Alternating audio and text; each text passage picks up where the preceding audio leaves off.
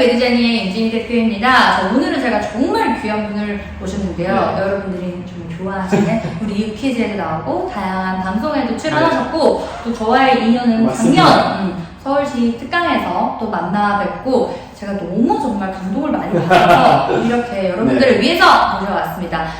우리 형님 자기소개 한번 해주실까요? 알겠습니다. 반갑습니다. 유퀴즈도 올라 취업에 신편에 출연했던, 그리고 지금은 유튜브 채널 황인터를 운영하는 한국야쿠르트 황인길이라고 합니다. 반갑습니다! 여러분 진짜 이 에너지가 장난이 아니죠. 네. 반갑습니다. 네, 초대해 주셔서 진심으로 감사합니다. 진짜 이렇게 네. 구도라니까 뭔가 우리 토크쇼 같은 걸 하는 것 같은데, 그죠? 어떻게 보면 취업 토크쇼. 맞습니다. 네. 그래서, 대표님 이제 취업을 네. 준비하시는 분들이 저희 유튜브를 굉장히 많이 보거든요. 그렇죠. 그래서 저는 좀 몇 가지 제가 진짜 궁금했던 거 제가 세 가지를 좀 물어보려고 합니다. 자, 일단 첫 번째 질문부터 한번 제가 보도록 할 건데, 일단 이런 질문들이 굉장히 많았어요. 그 지방대생인데 좀 학벌에 있어서 더 업그레이드를 해야 되느냐, 아니면 그냥 이제 취업에 도전을 해야 되느냐, 그리고 지방대생에 뭔가 불리한 게 있느냐. 그렇죠. 그런 부분들. 그게 제일, 여러분들이 혹시 아시다시피 저는 지방 사립대 출신입니다. 학점 3.7에 토익 405점이고요. 공부를 안 하는. 그리고 405점에 자격증 1개만 했었는데, 그래도 한 15개의 기업에 붙었다고 유퀴즈에서 초청을 해주셨어요. 네. 근데 이 질문에 답변을 드리면, 저는 그냥 바로 취업을 하셨으면 좋겠어요. 바로 취업. 대학원 없이. 바로 대학원 없이. 만약에 그분이, 우리 사연자분이 정말 학업에 대한 꿈이 있다면 도전하시는 건 좋은데, 그냥 뭐 취업을 하기 위해서 한다? 그럼 저는 무조건 반대입니다. 저는 그분이 무리의 흐름에 그냥 생각 없이 따라가진 않았으면 좋겠어요.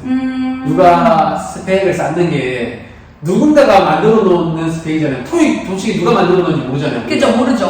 누군가가 만들어 놓은 스펙 쌓기를 위해서 그 젊음을 소비하지 않았으면 좋겠어요. 아니 근데 붙여줘야지 취업을 하죠. 그렇죠. 그러면 제가 만약에 스펙이 안 된다 싶으면 저도 스펙 안 되잖아요. 저는 근데 직무에 대한 경험은 누구보다 많았습니다.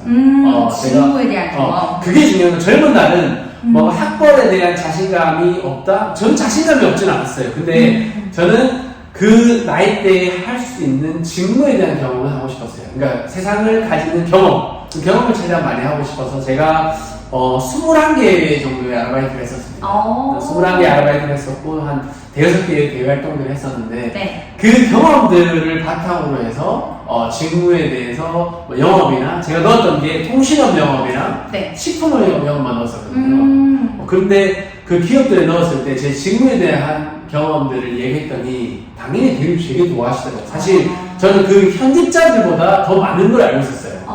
왜냐면, 정말. 4년 동안 아르바이트를 했었기 때문에, 4년간에 21개 아르바이트를 하면 현직자들보다 더 많이 알고 있거든요. 그런 경험들로 승부했더니, 사실 문제를 확률이 훨씬 높습니다. 그러면 이제 학벌에 대해서 고민하기보다는 그 시간에 직무 관련된 경험을 쌓아라. 그렇죠. 자신이 가려고 하는 직무를 정확하게 아는 게 정말 중요합니다. 맞아요. 자신이 뭘 좋아하는지 정확하게 아는 게 중요하고. 그게 참 어렵긴 하지만, 그죠? 그거는 경험을 통해서 쌓는 게 아마 가장 중요하지 않나 싶습니다. 맞아요. 그럼 이제 이어지는 질문인데, 학점. 학점 정말 요즘에 고민이 많아요.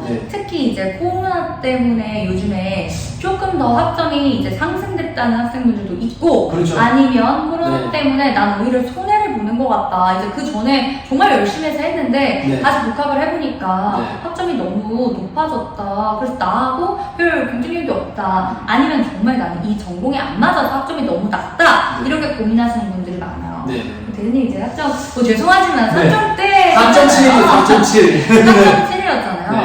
학점은 좀 어떻게 해야 돼요? 학점은 이미 엎질러진 물이에요, 그죠? 이미 엎질러진 물인데, 최소 학점이 얼마 정도라 생각하세요? 최소 학점. 전 냉정하게 말씀드려요. 저는 사실 3점대 중반이면은 사실 조금 뭐라고 합니다. 뭐 하셨냐? 그러니까 뭐 하셨냐? 어떤 일을 하셨길래? 그러니까 이유가 명확해야 되잖아요. 그래도 저는 3점대 중반은 돼야 되지 않을까 싶어요. 3.5 이상 나오면 이 영상을 보실 필요 없습니다. 3.0 이상 넘으면 아무 의미가 없습니다. 어느 기업도 다 쓸 수 있고요. 3.0 아래인 분들은 이제 잘 보셔야 됩니다. 3.0 아래인 분들은 약점입니다. 약점. 여러분들이 공부를 안 하신 거는 분명한 약점입니다. 팩트죠. 분명한 약점인데 그거를 이미 엎질러진 분이잖아요. 재수강 한다고 해도 3.12에서 마무리한다? 그러면 그걸 커버할 수 있는 게 있어야 됩니다. 그걸 커버할 수 있는 게 뭐냐?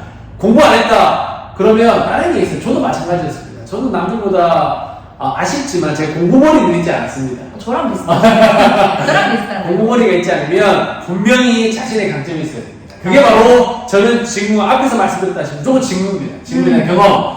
경험은 다른 지원자분들보다 확실히 높아야 됩니다. 경험. 그렇죠. 그런데 내가 학점도 없고 경험도 없다. 그분들은 취업 재수 계속 하셔야죠. 사실 재수하셔야 되는데 그건 안타깝잖아요. 근데 여러분들이 1년 동안 할 수 있는 거는 1년 만에 시간이 1년이 줄어졌다. 내가 학점이 낮은데 커버할 수 있는 시간이 필요하다. 그러면 경험하시는 게 제일 중요합니다.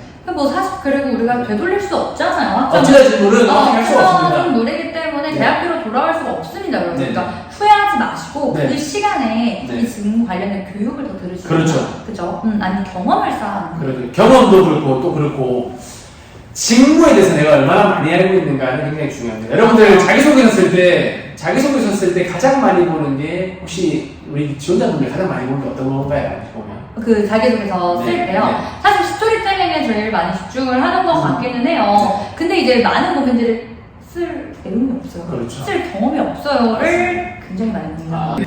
사실 많은 분들이 인재상을 굉장히 많이 보고 인재상이나 뉴스를 찾아서 기업의 정보를 굉장히 많이 보는데요.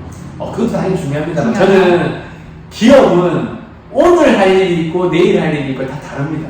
우리 대학은 오늘 대학생들은 오늘 공부하고 내일도 공부하잖아요. 그죠? 기업은 그 전에 일했던 게 다음 날 되면 기업의 환경이 기민하게 변하고 있기 때문에 하는 역할이 달라집니다. 그럼 그거보다 저는 기업의 신년사를 가장 많이 보라고 합니다. 신년사. 신년사를 왜 보라고 하냐면 신년사는 그 올해 한 해의 방향입니다.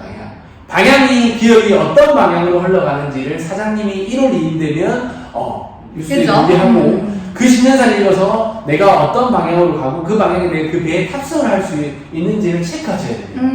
그게 가장 중요합니다. 그래서 거기에서 내가 할 수 있는 역할이 뭔지를 우리 자기소개서 주는 게 가장 중요하고 두 번째는 그것뿐만 아니라 저는 한국, 미국 그리고 중국 각 대통령들의 취임사도 읽었습니다.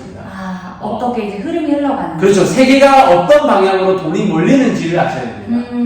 어떤 방향으로 돈이 몰리고 어떤 방향으로 흘러갈 것인가를 명확하게 알고 계셔야 됩니다. 그래야지 내가 어떤 기업에 가야지 돈을 많이 벌 수 있다는 거 거기는 나오거든요. 그게 5년 정도의 장기 프로젝트이기 때문에 대통령 5년 정도의 장기 프로젝트이기 때문에 그걸 읽고 나서 알 수 있는 게 굉장히 중요하고요. 기회가 되면 저는 독일 걸 읽었습니다. 유럽 독일까지? 메르켈 총리가 적었던 신년사까지 읽었습니다. 그리고 만약에 내가 신년사 읽고 기업에 신년사 읽고 그리고 또 하나 요즘에 팁이 뭐냐면 저는 요즘에 친구들한테 환경 컨센서스라는 그 사이트에 들어가라고 합니다. 거기 들어가시면 기업을 평가하는 주식 담당자들이 애널리스트라고 하죠 우리가 주가를 평가하는 분들이 그 기업을 평가해 놓는 자료들이 있습니다. 거기는 기가 막히게 잘 정리하고 있습니다. 그죠, 전문가분들이. 그분들은 돈과 밀접하게 관련되어 있는 주가와 밀접하게 관련되어 있는 거기 때문에 그 기업을 명확하게 평가하고 있습니다. 그거는 진짜 현직자들도 사실 잘 모릅니다. 맞아요. 근데 그거를 잘 읽어보고 내가 그 기업에 대한 직무에 대한 경험이 없다면 그 기업에 대한 이해도는 좀 높아야 됩니다. 맞아요. 그러면 학점이고 뭐고 그 약점을 커버할 수도 있습니다.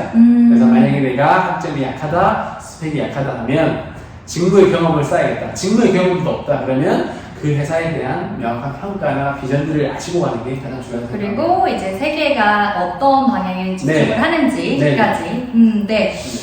좋은 말씀 감사합니다. 마지막 질문. 이거는 저는 정말 중요하다고 이제 생각이 드는데요. 많은 분들이 고민하실 것 같아요. 특히 이제 엔데믹이 되면서 코로나 때 많이 경험을 쌓지 못하신 분들도 계시고 또 본인 직무에 있어서 많이 도전하시지 못하신 분도 계실 텐데 그럼 과연 현실적으로 내가 그냥 할 수 있는 일을 해야 되냐? 아니면 정말 내가 좋아하는 일을 해야 되냐? 이건 뭐 취업뿐만 아니라 정말 모든 분들이 다 공감을 하실 것 같은데 그 취업의 신, 또 직장 경험도 있으시기 때문에 정말 궁금해요. 저는 냉정하게 말씀드리면 좋아하는 일을 하라고 합니다. 좋아하는 일? 내가 좋아하는 일을 무조건 하라고 합니다.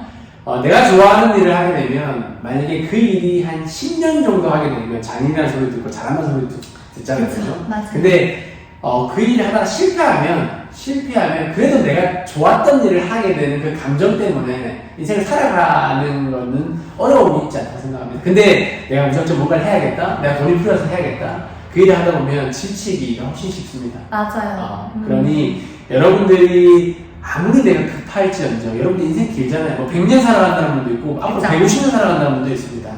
그런데 인생 기니까 그 중에서 자기가 잘할 수 있고 자기가 좋아하는 일을 잘할 수 있는 일을 하다 보면 찾는 게 가장 중요합니다. 그렇죠. 그리고 좋아하는 일을 하시는 게 아마 여러분들 인생에 큰 도움이 될 거라 생각합니다. 대표님도 자기 좋아하는 일 하고 있잖아요. 맞아요. 그러니까 저는 정말 어렸을 때부터도 막 그 친구들 그 어린데도 너 무슨 일 할 거야?